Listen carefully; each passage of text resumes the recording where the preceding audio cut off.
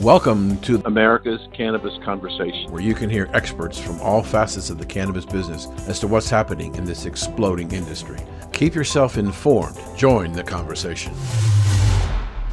This is Dan Perkins with your America's Cannabis Conversation Quick News. San Francisco, California, from the mayor's office. To be clear, 420 will not be tolerated this year. Do not come to San Francisco to celebrate. We will cite people. We will arrest people if necessary. Order food, watch Netflix, and stay at home and be safe. Richmond, Virginia. Virginia became the latest state to decriminalize marijuana after Democratic Governor Ralph Northam signed a sweeping criminal justice legislative package into law on Sunday. The legislation will decriminalize simple possession of pot and create a $25 civil penalty. It will also seal the records of convictions and prohibits employers from inquiring about past convictions. Every Virginian deserves access to a fair and equitable criminal justice system, said Northam in a statement.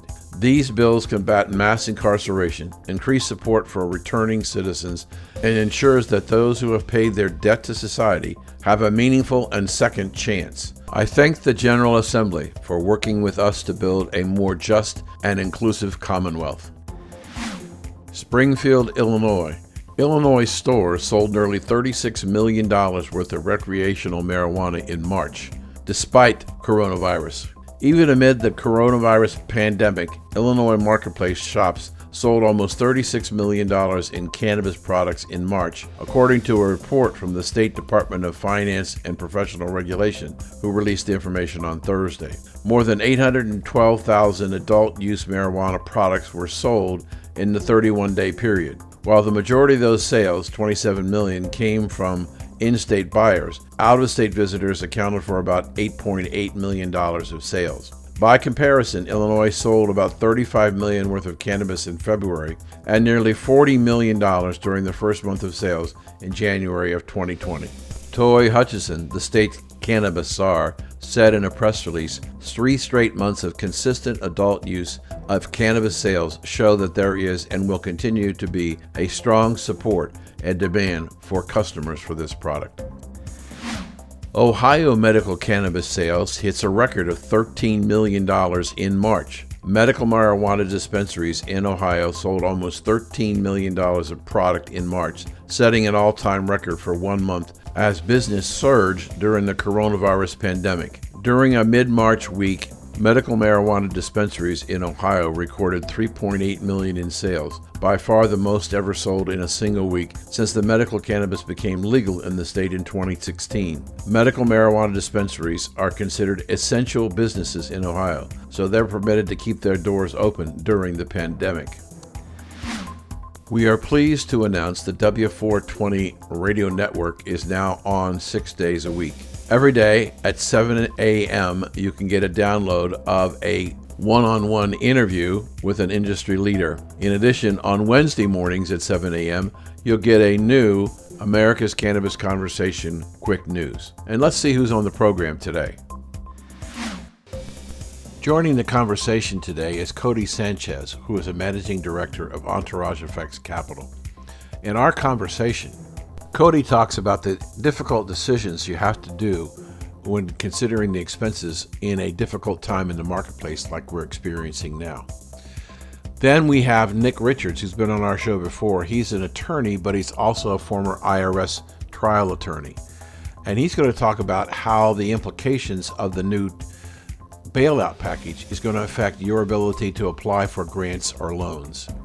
Next, we have Thorsten Rudroff, PhD from the University of Iowa, who will talk about his experience of using both CBD and THC in the treatment of multiple sclerosis.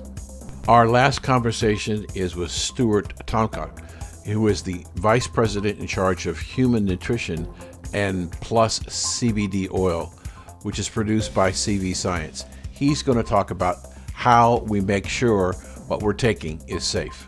Let's join the conversation. Welcome back to the conversation. And joining us today, again, is Codie Sanchez.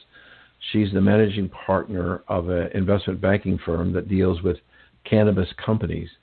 And we've asked her to come back to the show to talk about what does a cannabis company need to do between now and whenever the daylight comes to get ready for the next phase of their business. So, Codie, welcome back to the show. Well, thank you. So 3 steps. 1, I would go to sequoia.com, which is one of the largest VCs out there, because all firms in cannabis are really still startups.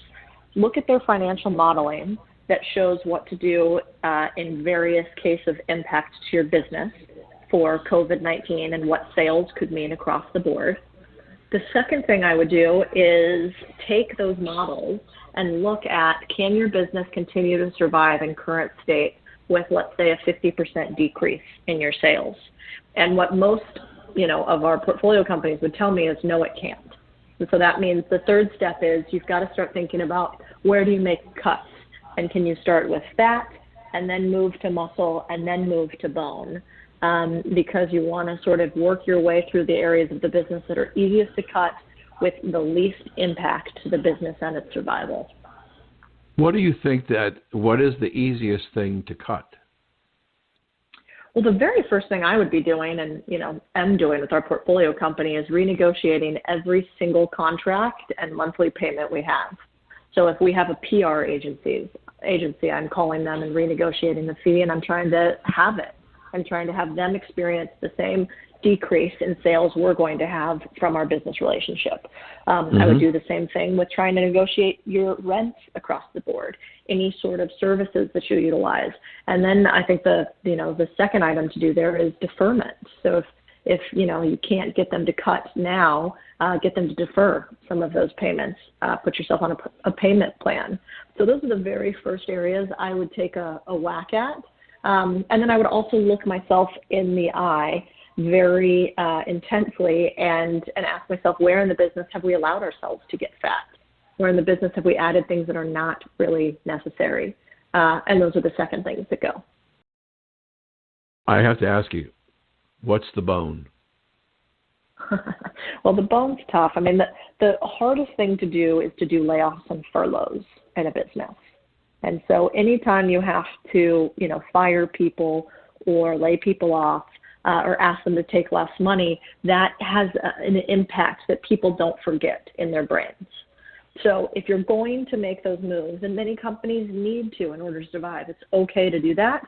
You need to rip it off like a Band-Aid. You need to think about the plan, how you're going to communicate it, why you're making these cuts, how it's going to be better for everyone across the business long term in order to survive. And then ideally try to make the cuts all at once. The worst thing you can do is paper cut a business to death by not being able to make the tough moves early and fast. I'm going to play devil's advocate, if you don't mind, because the last time you were on, we were talking about how, and I think you used the number that overall sales are up 78% in the cannabis space, and we know in Illinois and Ohio and Florida, California, Florida, a lot of states around the country, more so in those states that are medical only, that business is actually up through the coronavirus pandemic.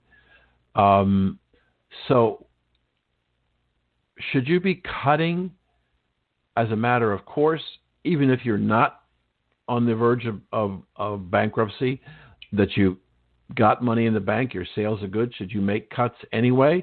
And if you're going to make cuts, what do you do with the savings? Yeah, it's a great question. So in my opinion, if you have 12 to 18 months of cash to run at current levels and to continue to grow and expand your business, even with the change in potential sales revenue, then it's time to double down on the business and not to make cuts. The problem is a lot of cannabis companies were running really low on cash coming into this. And so any shock to the business could be life-threatening. And so this is where the art comes in to being a leader, and it's very lonely during recessions to be one, of deciding, do we think that we have enough cash to weather this storm and protect the business? And that's the dance you have to do. If you have plenty of capital and room to run, then right now is a great time to go and grab market share. There are some companies that I have seen in this amount. Unfortunately, as you know, and your listeners know, for every dollar that you make in cannabis, you have to push out the dollar that you receive, typically 60 to 90 days, because you don't get paid for 60 to 90 days for your receivables. And so even if they're making a ton of money right now, it costs them a ton of money to make that, because there's this float from the moment that they sell something to the moment they get paid for it. And so it's just something to keep in mind that, people think, yeah, sales at all-time high, this is amazing, and it is, but it costs money to grow. I understand. We've had some tax attorneys on the show, and they talk about how people have early on incorporated themselves with LLCs, which makes it almost impossible to sell if you've got a bankruptcy issue. C corporations, S corporations are close to LLCs, but C corporations allow you to virtually walk away without any liability. But I've asked a number of experts, and I'll ask you, in most of the jurisdictions around the country, whether they be cities, counties, or states, there are limitations on the number of dispensary licenses that are issued, growing licenses that are issued. Is this a time, if you have some money in the bank, to begin acquiring licenses? Not necessarily businesses, but licenses, so that if you want to expand when things turn around, is this a good time to buy, and can you buy them a lot cheaper than what the person who originally bought them for? Yeah, it's a great question. So what you're not seeing that. You're not seeing people go out and acquire licenses anymore. I think the license aggregation phase is largely done in cannabis on a national scale. I think what you're more likely to see, is there are a lot of businesses that are in business right now that are struggling. And maybe, for instance, there are dispensaries that haven't figured out delivery. Maybe they're delivery services that don't make enough money but have a ton of sales and have to figure out how to manage that. And so those are the businesses that are going to be bought. I don't see a lot of people in cannabis right now buying non-revenue driving businesses because the industry has been so capital constrained. So I think the more likely thing we're going to see are good businesses with good business leaders that have revenue and maybe are driving close-ish to profitability are going to be bought, and those who don't have it, that are distressed, there's going to be a lot of players coming in to take over distressed companies, including us. Okay, so when we look at that, and I say to you, let's separate the market. I know it's oversimplification, but the haves and the have-nots. The people that are in the markets that are like Illinois and Ohio and Florida, California, that are doing well, that they're increasing their sales, which means they're increasing their cash flows. They're going to they're doing well. The first question is, with the haves, will it continue after we go back to work, or will their business fall off? And number two, those who are hanging on and go through to the bone cuts that you're talking about, do you think coming out the other side that this industry will recover? It's a great question. On the second question, that one's easy. This industry is absolutely not only going to recover, but it is going to grow exponentially. I think essential services mandate means that legalization happens faster than we anticipated. I think it could also be another economic driver to tax and legalize these businesses and allow the massive amount of revenue to come from the black market untaxed to the legal market taxed. So am I concerned about the viability of the cannabis business? Absolutely not. If anything, I think this confirms it further, and to the fact that as Vice's consumer staples and medical industry does, it does better in a downturn. Let's see, better meaning than its comparables. It will obviously have more overall sales as the economy has more sales. So the first question, the haves versus the have-nots, I think what you're going to see is, to your point, you're going to see a real delineation of good operators versus not good operators, those that rode the cannabis wave and didn't actually know how to run a business versus those that were good fiduciaries and good stewards of capital and of their employees. And we're already starting to see those first wave of people fall out. And there, and there's an opportunity there. Hopefully there are enough investors like us that come in and can save these businesses that have great employees underneath it, probably good underlying products, but have had bad management historically. But I do think we're going to lose quite a few of the businesses, and there will be consolidation across the space. What do you look at your business prospects? Yeah, so for us, we come in and we invest in growth equity companies, so companies that are already doing pretty sizable revenue, and we try to turn them around. So we've done everything from invest in seed stage, very early stage companies in cannabis, to now these later stage companies, and that's because the industry is maturing. So for us, there is literally no better time, in my opinion, than to be an investor in cannabis, putting money to work today, because you have the 1-2 punch of, the cannabis reset in the public markets, then the fact that we had coronavirus, which is continuing to depress valuations. So you get to buy in at good prices as opposed to inflated ones. And in tandem with that, you get to ride this continued, lower valuation until legalization happens. So for us, this is a market that we're really excited about, and why we're raising capital to invest in these companies today and take over those companies that aren't run very well and make them titans of their respective sectors. Well, unfortunately, Codie, we're out of time. It's a great conversation, and we'll get it on the air as soon as we possibly can. We've been speaking with Codie Sanchez. And how can people get a hold of you to find out about your firm and maybe talk to you about working with you? Sure. So they can reach me at LinkedIn, I think is the best. I'm really active on there. It's Codie, C-O-D-I-E, and Sanchez, S-A-N-C-H-E-Z, and Entourage Effects Capital. If you guys want to play in the cannabis space or want to chat about it, reach out to us. Thank you so much for joining us today, Codie. Wonderful conversation. I know we all learned a lot, and I did, and thank you for your time. You're listening to America's Cannabis Conversation on W420RadioNetwork.com.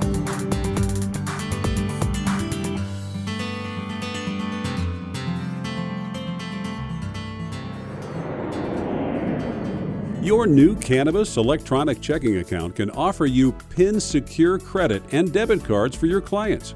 We can place a cashless ATM at your checkout counter, which reduces the amount of cash on hand. Did you know that we can help you bring legacy cash into your new Cannabis electronic checking account? No more paying with cash. Making payments with your electronic check is safe and secure. So if you find yourself up at night worrying about somebody breaking in and stealing your cash, consider a Cannabis electronic checking account. To find out if a Cannabis electronic checking account is right for you, call 888-420-8884 and ask for Dan Perkins. That's 888-420-8844. W420RadioNetwork.com. Welcome to the conversation, and joining us today is a gentleman, an attorney from Green Spoon and Marker, who has been on the show before. I wanted him back because I wanted to talk to him about a couple of things. How has the slowdown affected his practice and the industry, and what does he think it's going to look like on the other side? So, Nick Richards, welcome back to the program. Thanks, Dan, for having me. I appreciate the opportunity to speak to your audience. So the slowdown has shifted my practice, which is generally tax controversy, to kind of more of some tax planning and helping people understand their eligibility for the special programs that have been coming out. I was just on an earlier webinar with a company called Work that is the payroll provider for a lot of cannabis companies out there. And so I was on that webinar talking about the availability of the CARES Act credits and also the PPP small business loans to the industry. Now, it would seem to me, Nick, that as I understand what happened here is that many, if not all states that had medical marijuana considered the medical marijuana dispensaries to be critical and allowed them to be open. But some states either greatly restricted or closed the recreational side of the business. Is that a fair assessment? I think that is a fair assessment. Of course, each state has, is a little different. here in Colorado, they, at first the governor declared all dispensaries to be critical, and then the mayor of Denver actually closed down the recreational dispensaries and the liquor stores, by the way. And that lasted for about 2 hours, and there was riots in the streets. And so then he came back on, and he allowed the adult use dispensaries to do curbside deliveries and liquor stores to remain open, and it remains that way to this day. So I have been reading anecdotally. I'm learning that anecdotally doesn't mean what it used to mean with all the statistics that we're getting on the virus. But I've read anecdotally that some areas of the country are still doing pretty good business.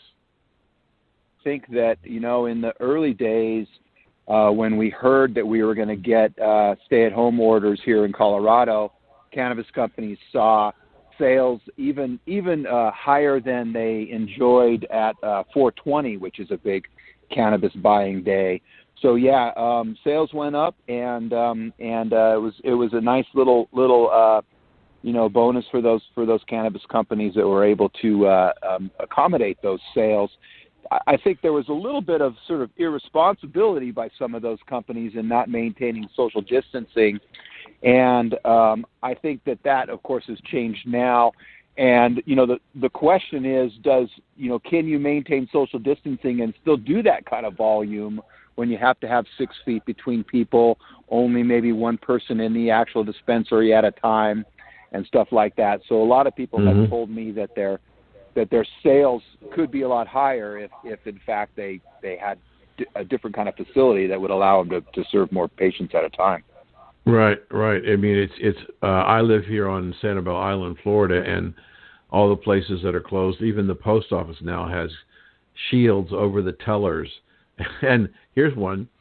My favorite McDonald's drive-thru now has a shield over the payment window so that the attendant is wearing a mask. But do you have any instinct? I know you're this is a big part of your practice, and your firm's one of the biggest in the industry, if not the biggest. Let's talk a little bit about how it is. You said that you're doing more tax planning, and help our audience understand what are the kind of things that you're doing and why. Yeah, so let's talk first about the PPP and the small business loans. A lot of people are interested in whether they're qualifying for those loans or not, and so I'm answering a lot of questions about that. And then I'll switch right now to the CARES Act employee retention credit. Getting a lot of questions about that as well. That's a pretty complicated piece of legislation. There's 5 or 6 different little credits that all add up to a pretty big credit. The bottom line is that the Small Business Administration came out with a tweet the night that the CARES Act passed, and they said that cannabis companies do not qualify for those loans. Then later, when the regulations came out, that was included in those regulations. And so, cannabis companies are going to be pretty hard pressed to get those loans. The legislation is not specifics in saying that cannabis companies don't qualify, but good luck getting a banker to take a chance. I think that's where the rubber really hits the road, right? I mean, a bank is not going to take that risk when the SBA president came out and tweeted that cannabis companies don't qualify. Now, that's the PPP loan I'm talking about. The employee retention credits, we believe that cannabis companies do qualify for those credits. And, that said, we don't have a specific statement from the IRS on whether or not they qualify. And, you could look to 280E. 280E does say that it disallows all credits and deductions. But there's a number of reasons why we think that these credits and deductions, these credits would be allowed. Specifically, they apply to employees that, are primarily staying home and not working. So Section 280E applies to expenses in trafficking in a controlled substance. And if you're staying home, you're not trafficking in a controlled substance. So there's a very good argument that marijuana companies do qualify for the credits. And I should add that hemp companies and ancillary companies, non-marijuana licensed companies, also would apply for the PPP small business loans as well.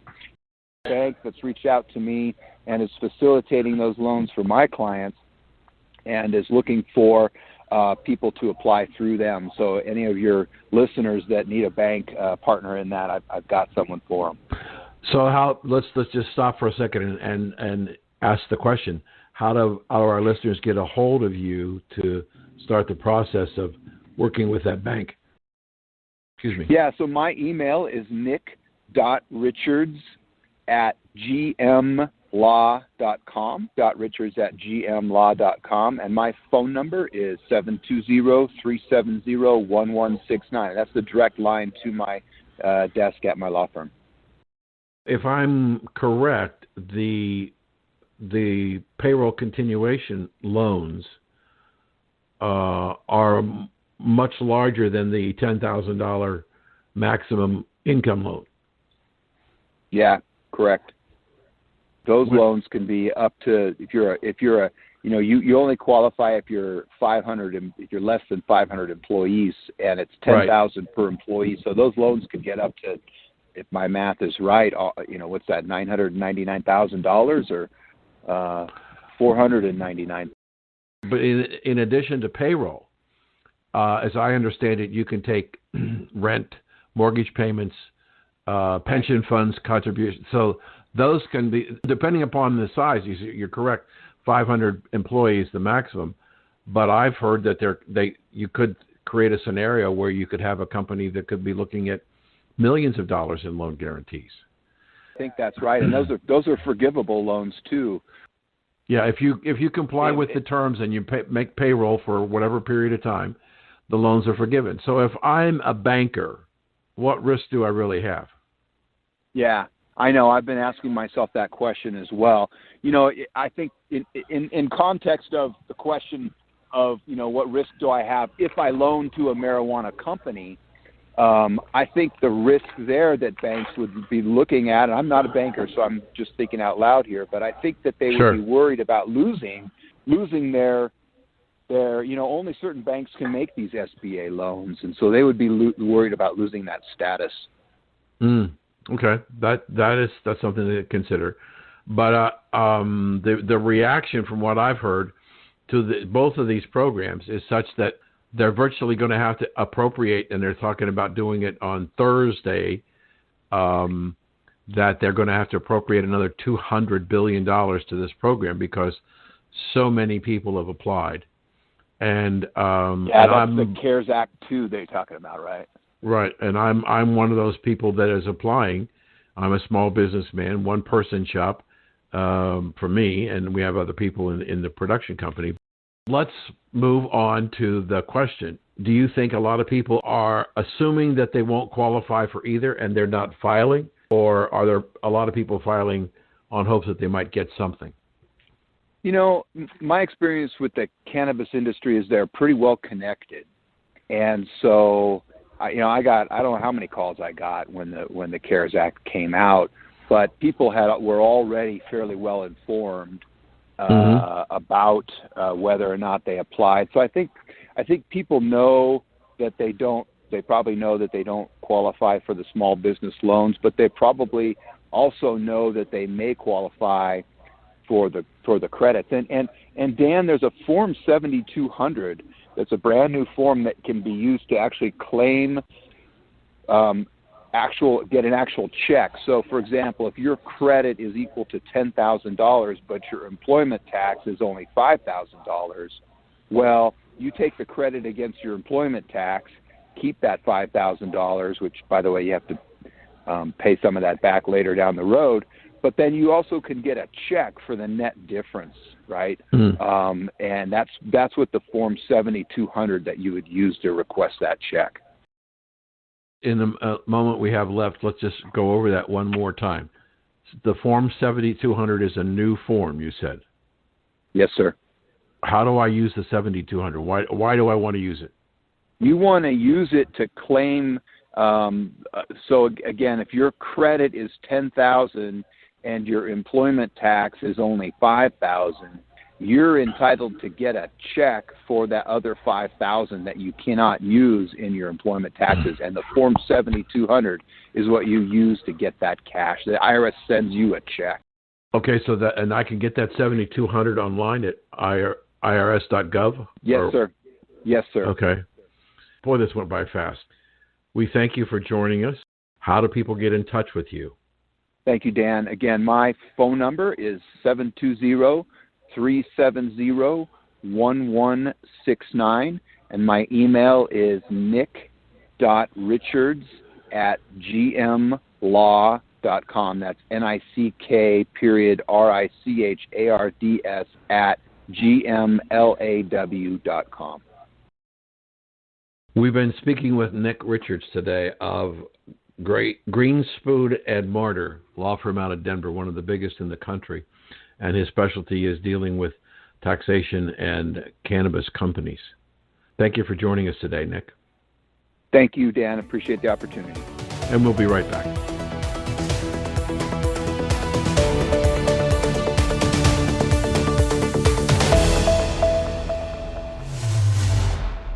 Introducing the new Cannabis electronic checking account.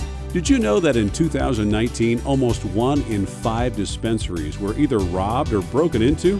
Your business is cash only, because up to now you didn't have access to a banking account that would allow you to deposit the daily receipts from your business. Some owners have started a banking relationship only to be told in a few months that the institution was closing the account. For the first time, you can now have a reliable business checking account. Yes, I said a secure bank electronic checking account.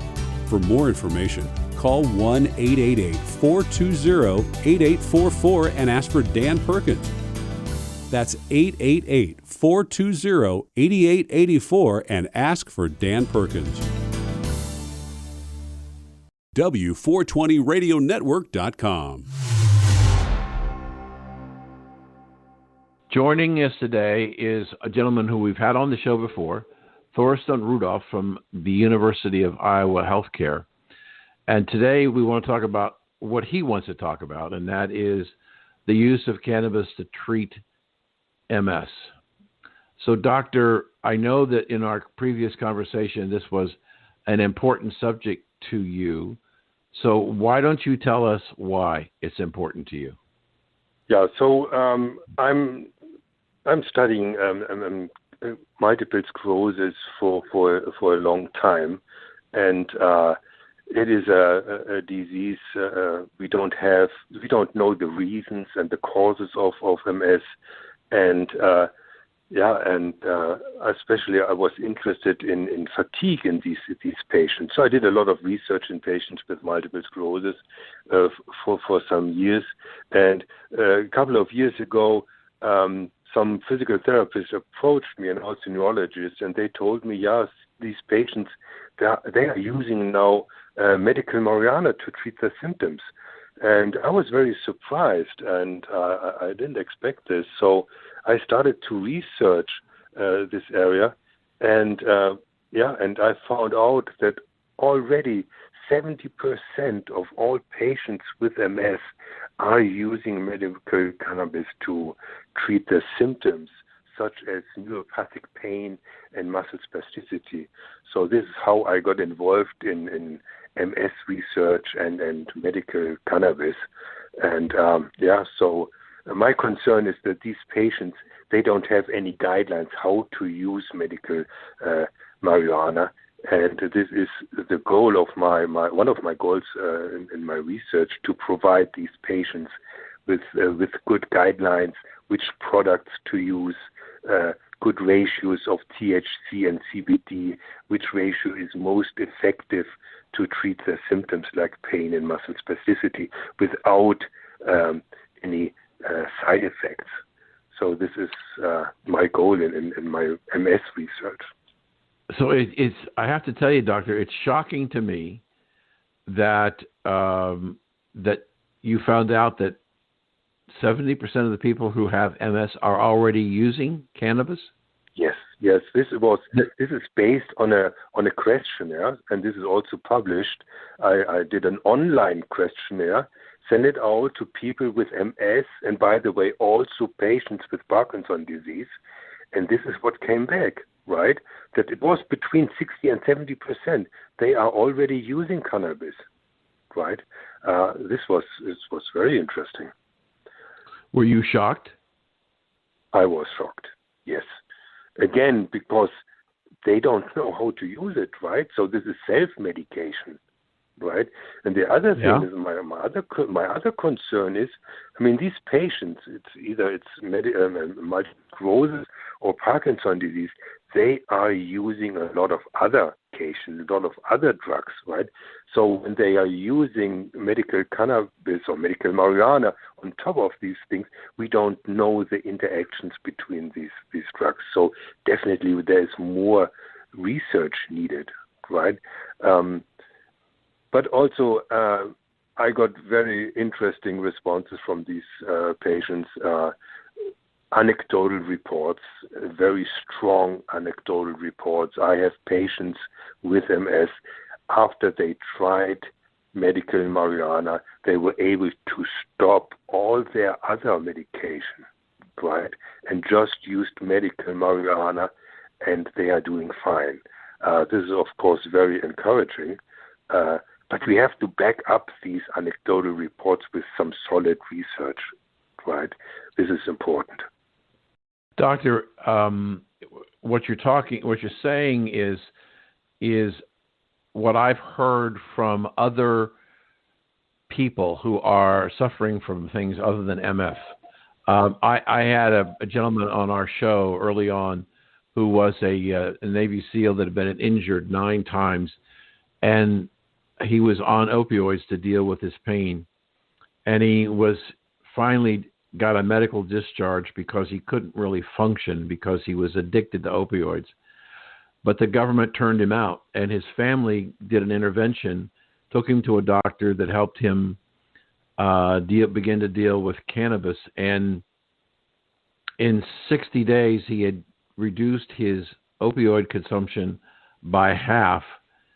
And at the end of 2 years, he had gotten rid of all of his narcotic pain reliever and was simply using cannabis. And doctor, it just seems to me that I'm having a hard time getting my head around the success, whether it's your MS patients or other patients who were addicted to pharmacy pills that were creating tremendous side effects, and yet they can come off of this stuff and go on to cannabis and continue to lead a drug-free life with just the naturalness of cannabis. Do you have any idea why this particular vegetable, as some people call it, cannabis, why it is so powerful to affect so many different diseases with one particular strain of cannabis? That's a good question. So what are the mechanisms here? Again, this is what I'm trying to find out. It seems that specific brain regions are more or less affected by these compounds, by THC and CBD, and this is what we try to find out. We still don't understand the mechanisms of medical cannabis, and also we are always talking about THC and CBD, but this plant, the cannabis plant, has so much more compounds, hundreds of other compounds which are interacting with each other. This is definitely a research question. We have to find out. We cannot just say, okay, it's working and we are doing fine. The next step is also to answer the question why, right? This is what I'm trying to find out with my brain imaging, for example.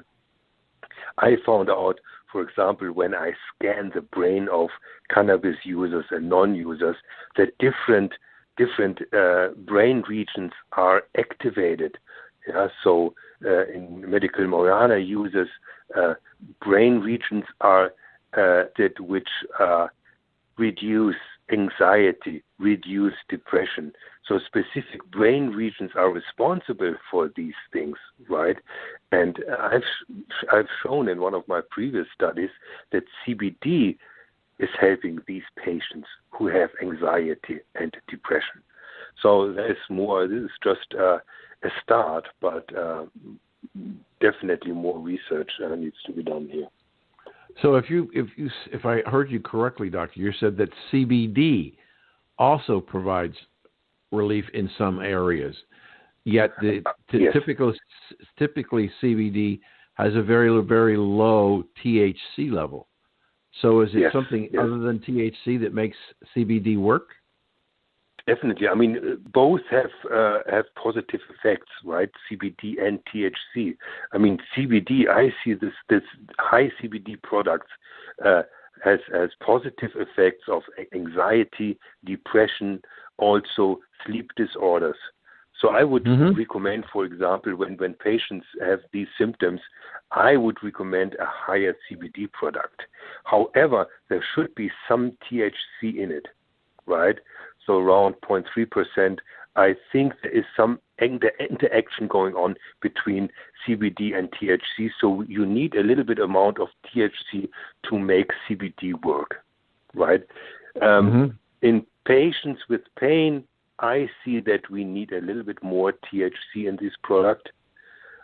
Right now, I'm thinking the best ratio is 1-to-1, right?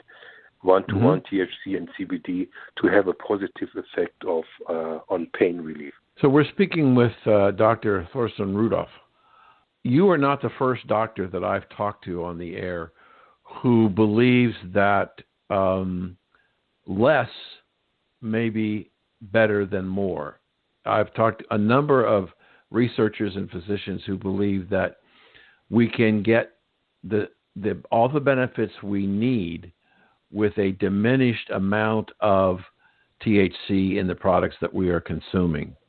And your research that you're doing on cognitive behavior, which we talked about in the last time you were on the show, you're out to try and prove that. But intuitively, do you believe that we may even be over medicating ourselves on THC with cannabis today? Medicating with THC? I'm saying, do you think that there may be people who are over medicating themselves with too much THC, get better results or equal results with less consumption? Yes, I think so. So right now, when you look at the products which are out there, there is so much THC in there. I don't think to treat symptoms like pain and spasticity, we don't need this high amount of THC. I think 1-to-1 ratio is enough.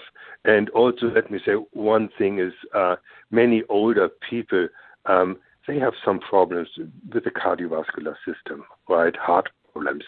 And I'm a little bit concerned when these patients are using high THC products that this will maybe cause heart problems. There are some studies out there. So I would be very careful with very high THC products. Some researchers that I've talked to, Doctor, say that how one gets the CBD into their system affects the efficacy of the THC to solve a problem. If we go through the gut, that diminishes what's happening. If we go under the tongue into the blood system, that's very effective, or smokable product in the lungs. Do you believe that how we take it has an impact on its effectiveness? Oh, that's also a good question. So again, I mean, there are not many studies out there, right? We don't have a scientific evidence which one is better. Right now, I think the best thing is to use tablets or tinctures or so. Then you have know how much you are taking, right? And smoking medical marijuana, I'm a bit skeptical. It's still smoking, right? It's not good for the lungs, right? So yes. I'm more for as I said for tablets and tinctures and things like that rather than smoking. How do you feel about edibles? Anyway, yeah. I mean, there's also. I mean, it's the dosage and it's very difficult, and every person is different, right? For some people. For some people it might work, for others not, right? I mean, the only thing is to have a product where it clearly states what is in this product. Start with a high CBD edible, for example, and then see how your body reacts to it, right? Mm-hmm. Yep. Well, unfortunately, Doctor, we're out of time. And first of all, let me thank you for sharing your knowledge and your passion and your desire to help people. We'll look forward to hearing more about your other study.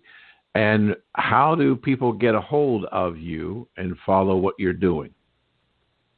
I mean, the best thing is to send me an email, or maybe you can provide your people with a link to my webpage. My webpage is always up to date, and there I'll post any new findings and updates on my research. We would be happy to do that.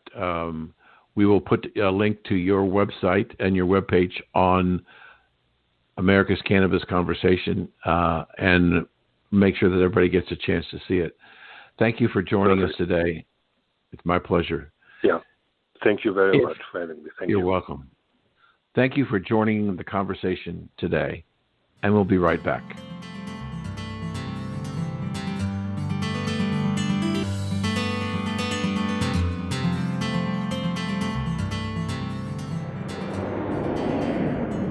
America's newest and fastest growing cannabis-focused radio network is expanding across the country and looking to add to our sales and marketing team. America's Cannabis Conversation offers listeners insight and information on the exploding world of cannabis. It also gives advertisers the opportunity to reach a hyper-targeted audience, literally neighborhood by neighborhood, in markets all across the country. We're looking for a few motivated individuals that want to essentially run their own local business in markets like Boston, Las Vegas, Reno, Orlando, and more.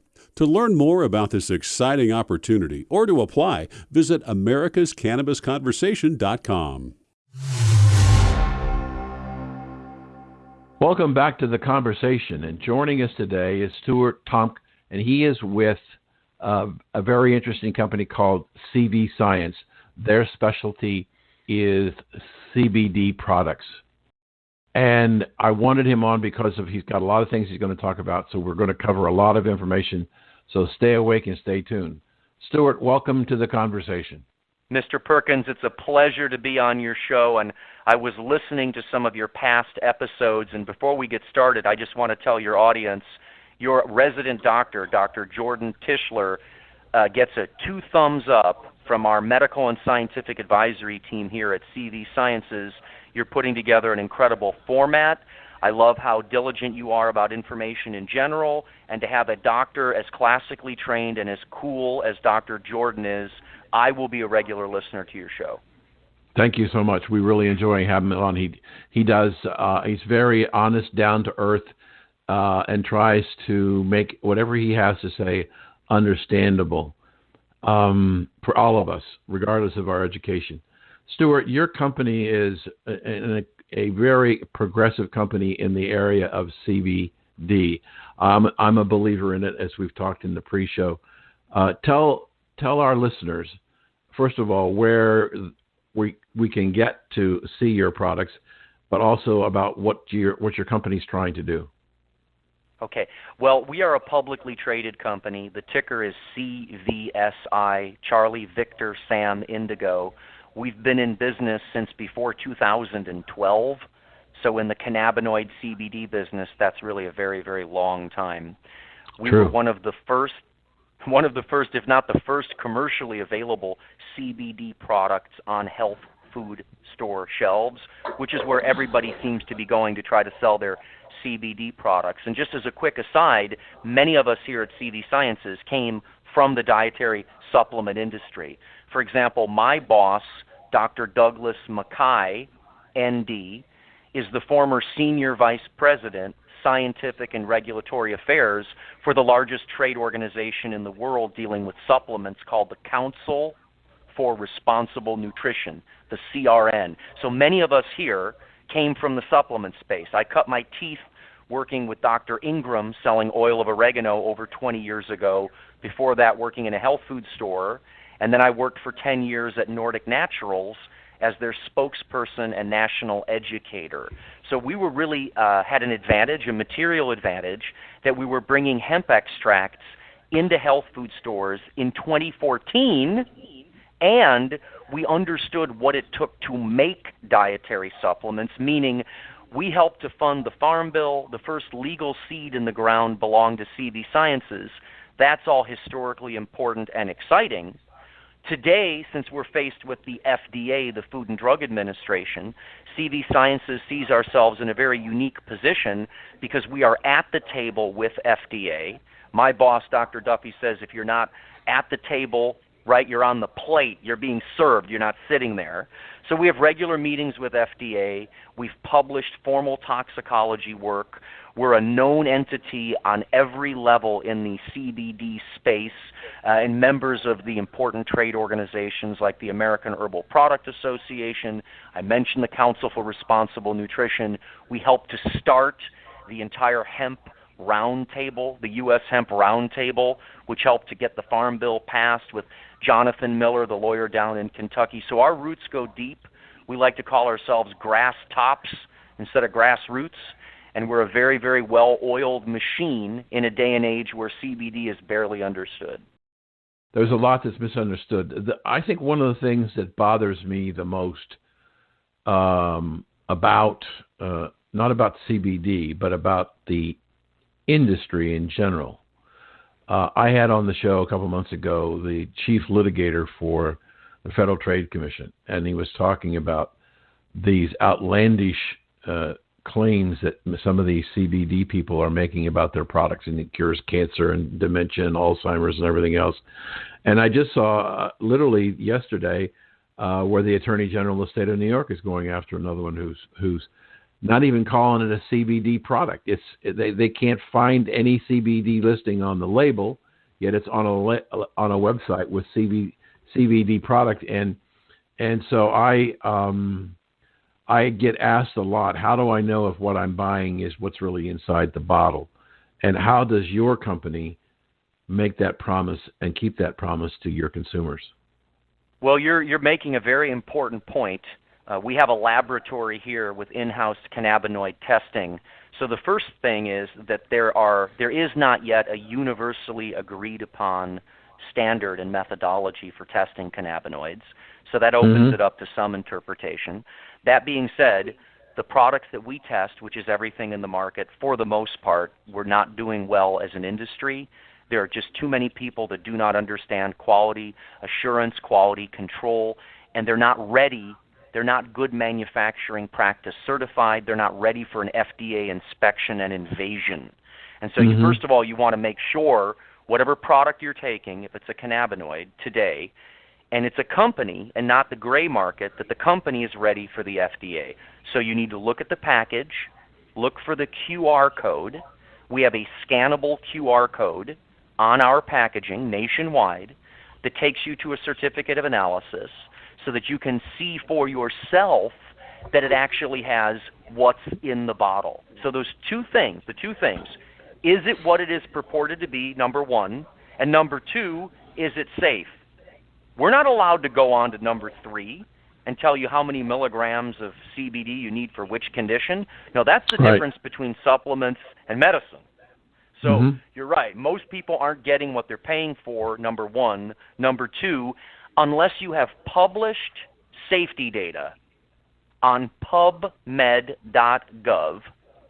and until you have a letter of independent toxicologists who review your scientific evidence, demonstrating in writing, a panel signing off that your product is safe for human use, you may want to avoid those products because CB Sciences Our products are in 3,800 health food stores, and we can ship it to everybody's door. So we're not the only company that's doing it like this. I want to be fair. We're the only company I am aware of that's doing it like this. Let me throw you a myth. And I'm not saying that you were representing anything wrong. We see that a lot of organizations say it's available in all 50 states. And that's partially true. From a federal standpoint, it has been cleared and approved for sale. But there are, I think, now 3 or 4 states that still haven't changed their regulations to allow the sale of CBD. I'm thinking Iowa's one, and I can't remember the other 2 or 3. But this all came about because of the Farm Bill. And you said earlier in our discussion, you were at the table with the Farm Bill. Why was that so important, not only to you, but to all of us, to get that Farm Bill passed? Well, the Farm Bill had to pass to put the FDA in charge. And the reason we've been in this conundrum is nobody knew who was in charge. So the Farm Bill, once and for all, liberated all parts of the hemp plant. The earlier version of the hemp plant had the seed, the stem, and the stalk, the cake, the sterilized seeds, not the resin. So there was a lot of confusion around which part of the plant could you use. And we were deriving ours from the seed and the stem and the stalk with huge biomass. And then that was debated by DEA and investigators. In any case, the Farm Bill passed once and for all, liberating cannabis sativa L and all of its derivatives at 0.3% THC by dry weight of the leaf. And you might have caught this. I know, I can tell you're following this very closely. Many people this year decided to ignore the Farm Bill. Hemp growers decided to ignore the Farm Bill and go for the older Farm Bill because there are more stringent THC testing standards in the most recent Farm Bill. So I love that in terms of states' rights. We're going to move backwards. How about we have a law that we like that was older? So in any case, to get to the point, the Farm Bill needed to pass to take the DEA once and for all out of the equation, and now it's the Food and Drug Administration. So if it's an extract from a plant and it's intended to have some biological activity, the DEA now is they're out of control because not only is it no longer a scheduled substance, even the pharmaceutically approved CBD is no longer a controlled substance. The point is now it's the Food and Drug Administration. So any CBD hawker that you listen to, make sure that they have FDA expertise because the DEA is out of the way. Let's talk a little bit about the ideas behind the development of your product line. Yes. So we began with the end in mind. We knew that CBD is an ingredient in hemp that's gained tremendous popularity and that emerging research suggests may be beneficial in the area of stress, recovery, sleep, and possibly even anxiety. Consumers of our plus CBD, as we call it, are reporting feeling more satisfied and more rested because we took the great idea and we subjected it to rigorous testing. Our ingredient is supported by independent published scientific evidence supporting the safety of our product. So the safety studies were also reviewed by a panel of independent toxicologists. So when you get our plus CBD 15 milligram gold soft gel, the #1 selling soft gel in the market today, you know it is safe, you know it has been tested by independent experts, and that what we say is on the label is in the bottle. We know that from research that the #1 reason people are buying both CBD and cannabis products is pain. And #2 is anxiety or depression. How does your product line fit into those huge needs of American consumers? Well, on the stress side, we know for sure that stress hormones shut down the immune system so that you can run for your life. And we have a paper that's published on PubMed right now. We have a paper that's published on PubMed that actually shows the anti-anxiety properties of our product. So if you go to pubmed.gov and you type in Scott Shannon et al., the largest open label pilot trial using a CBD product commercially available for anxiety was conducted on our product. Where do people go to buy your product, Stuart? Well, we're in independent health food stores and pharmacies across the country. We're even in larger places like Kroger, and that's very difficult to get into because of their regulatory compliance teams and lawyers and so forth. But any independent health food store carries Plus CBD, and you can also purchase it on our website at pluscbdoil.com.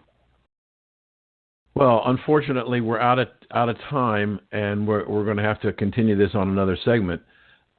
It's been a pleasure to have you on the show, and we've been talking to Stuart Tomc, who's he's the Vice President in charge of human nutrition for CV Science. And I encourage you to go to their website, look around, look at their research, look at their papers. I think they can help you a great deal. Stuart, it's been a pleasure to have you on the show today. Thank you, Mr. Perkins. If you didn't hear all of our interview with Stuart, you can go to W420radionetwork.com and go to the archive section and pick up a show that Stuart's on or any other show. And by the way, starting this past week, we're on every day with a special episode. Monday, Tuesday, Thursday, and Friday segments are guests like Stuart. And then we have a weekend update of what's happening in Quick News. We're going to have a midweek update in Quick News.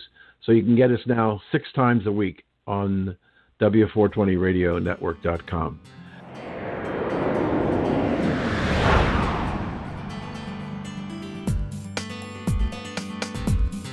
Thank you for taking part in America's Cannabis Conversation.